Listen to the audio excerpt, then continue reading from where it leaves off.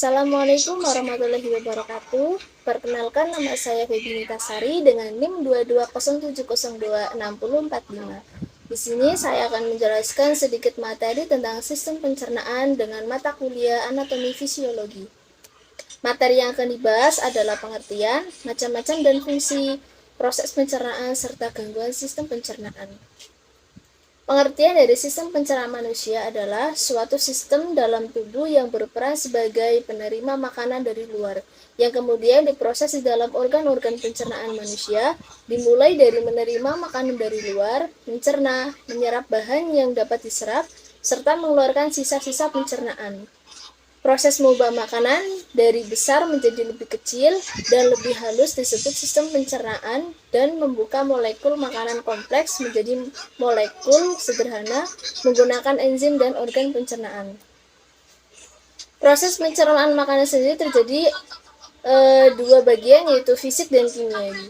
Pencernaan mekanis adalah proses di mana makanan dipecah secara fisik dan dipecah menjadi potongan-potongan kecil. Kemudian, proses di mana tubuh menyerap partikel makanan dengan bantuan enzim pencernaan disebut pencernaan kimiawi. Kemudian ada macam-macam sistem saluran pencernaan. Yang pertama, organ pencernaan utama terdiri dari mulut, kerongkongan, lambung, usus halus, usus besar, rektum, dan anus. Organ pencernaan aksesori terdiri dari hati dan kantung empedu serta pankreas. Yang pertama ada mulut. Mulut merupakan rongga mulut mengandung dua organ sistem pencernaan, yaitu gigi, dentin, dan lidah atau lingua. Di dalam rongga mulut terdapat beberapa alat pencernaan, yaitu gigi, lidah, dan kelenjar ludah. Pencernaan mekanik terjadi pada rongga mulut saat makanan diubah menjadi bolus. Salah satu fungsi mulut adalah mengunyah makanan agar lebih mudah untuk ditelan dan diproses lebih lanjut oleh organ lain dan sistem pencernaan. Yang kedua ada kerongkongan. Kerongkongan adalah tabung berotot dengan panjang sekitar 25 cm yang memanjang dari ujung rongga mulut ke lambung dan berfungsi untuk melewatkan makanan yang dikunyah dari mulut ke lambung atau menelan makanan, sehingga mencegah masuknya benda asing ke dalam lambung. Kerongkongan terdiri dari 4 lapisan, yaitu lapisan mukosa, lapisan submukosa, lapisan otot, dan lapisan adventitia. Kemudian yang ketiga ada lambung. Lambung adalah bagian saluran pencernaan yang membesar dan bentuknya hampir seperti kacang. Perut bisa menampung 1-2 liter makanan. Ada 3 jenis enzim di dalam lambung, yaitu enzim pepsin, berguna mengubah patin menjadi maltosa dan glukosa. Kemudian enzim lipase stimsin, berguna mengemulsi lemak menjadi asam lemak dan gliserol. Kemudian ada enzim tripsin, berguna untuk mengubah pepton menjadi polipeptida atau asam amino. Tugas lambung adalah menyimpan makanan sementara dan mencernanya secara kimiawi dengan bantuan sari lambung. Yang keempat ada usus halus. Usus halus adalah bagian dari saluran pencernaan yang terletak di antara lambung dan usus besar.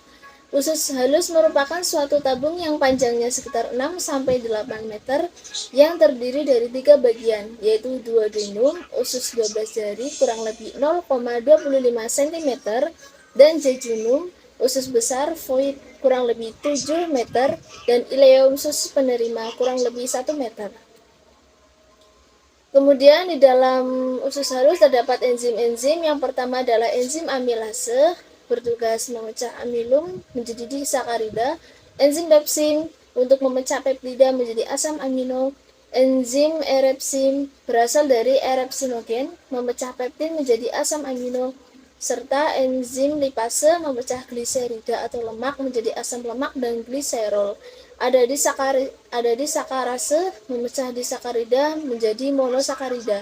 Ada fosfatase memperlancar proses penyerapan asam lemak dan glukosa, serta ada enterokinase memecah enzim tripsinogen dari pankreas menjadi tripsin.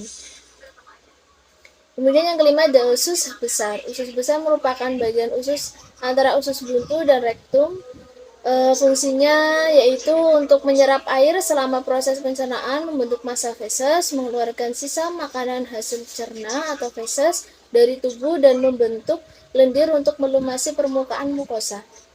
Makanan yang tidak bisa dicerna manusia, pemecahan ini menghasilkan gas H2S, indol, kotak, fenol, vitamin H atau biotin, dan vitamin K berperan dalam pembekuan darah. Yang keenam ada rektum. Rektum merupakan sebuah saluran yang berawal dari ujung usus besar dan berakhir di anus. Rektum berfungsi sebagai tempat penyimpanan sementara feses. Biasanya rektum akan kosong ketika tinja disimpan di tempat yang lebih tinggi, yaitu kolon descendens. Jika kolon descendens penuh dengan tinja masuk ke dalam rektum, maka timbul keinginan untuk buang air besar atau defekasi. Mengembangnya dinding rektum karena penumpukan material di dalam rektum akan memicu sistem syaraf yang menimbulkan keinginan untuk melakukan defekasi.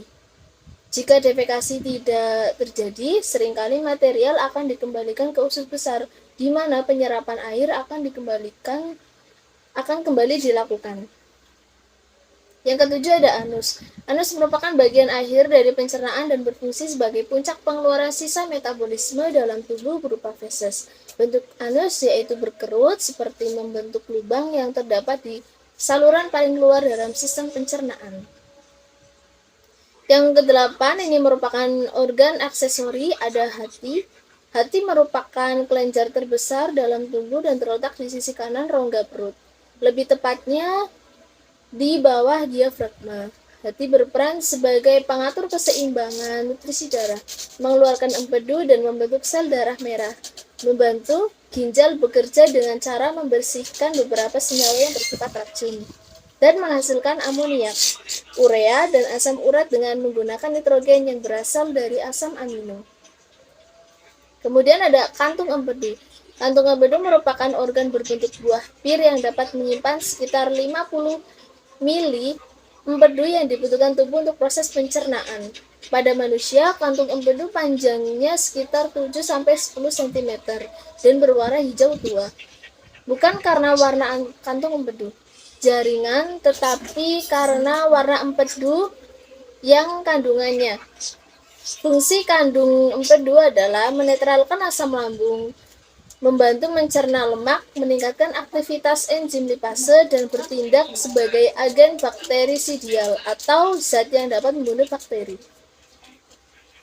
Kemudian ada pankreas. Pankreas adalah kelenjar eksokrin dan endokrin. Pankreas disebut kelenjar eksokrin karena menghasilkan cairan pankreas yang disekresikan di usus kecil. Fungsinya yaitu mengatur gula darah dengan memproduksi glukagon yang meningkatkan gula darah dengan mempercepat laju pelepasan dari hati. Kemudian, menurunkan gula darah, melepaskan insulin, dan mempercepat aliran glukosa ke dalam sel-sel tubuh, terutama otot. Proses pencernaan manusia, yaitu yang pertama, ada ingesti, proses masuknya makanan dan cairan ke dalam tubuh dari lingkungan melalui tindakan menelan atau melalui koordinasi mengunyah. Yang kedua ada mastikasi, adalah memotong dan menggiling makanan dengan gigi. Yang ketiga ada peristaltis, adalah gelombang sukarela kontraksi otot polos yang menggerakkan makanan untuk ditelan melalui saluran pencernaan. Yang keempat ada digesti, adalah serangkaian efek fisik dan kimia pada makanan yang diangkut ke lambung dan usus kecil. Yang kelima ada absorpsi, adalah proses di mana nutrisi diserap dari usus ke hati melalui darah dan kelenjar getah bening. Kemudian keenam, metabolisme, adalah proses akhir menggunakan zat gizi dalam tubuh, termasuk semua perubahan kimiawi yang dialami oleh bahan makanan ketika dikonsumsi oleh tubuh sebagai limbah. Yang terakhir ada egesti, adalah proses menghilangkan limbah yang tidak dicerna dan bakteri dalam bentuk feses.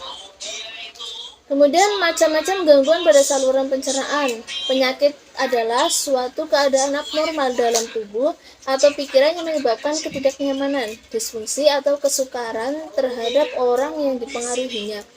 Penyakit saluran pencernaan adalah suatu penyakit yang menyerang organ tubuh pada sistem pencernaan manusia.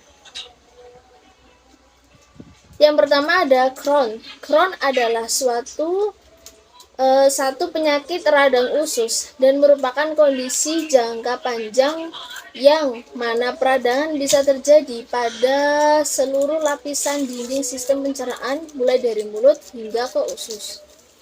Kemudian yang kedua adalah gastritis.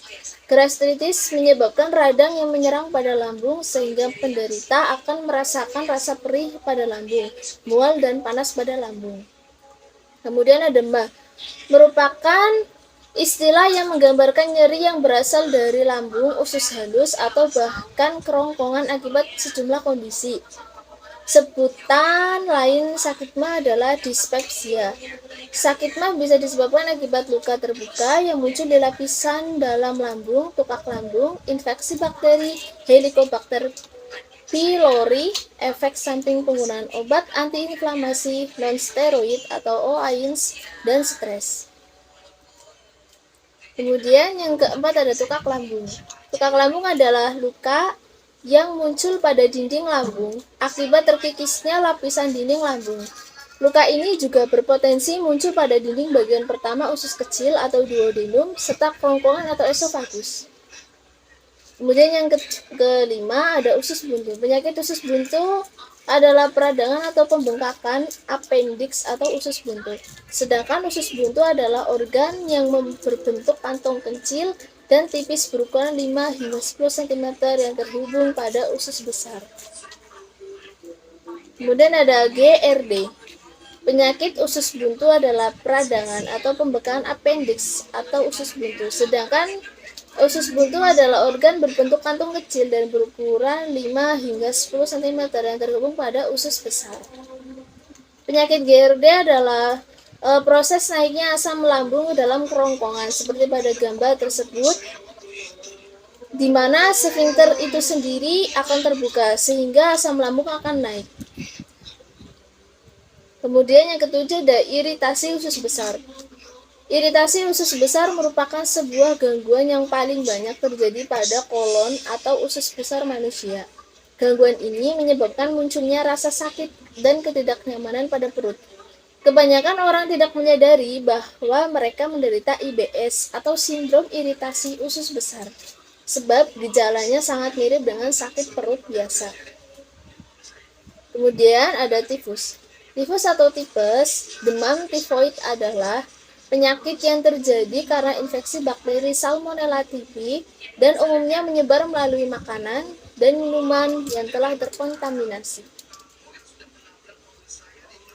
Terima kasih, sekian pemaparan materi singkat dari saya mengenai sistem pencernaan. Kurang lebihnya saya mohon maaf. Wassalamualaikum warahmatullahi wabarakatuh.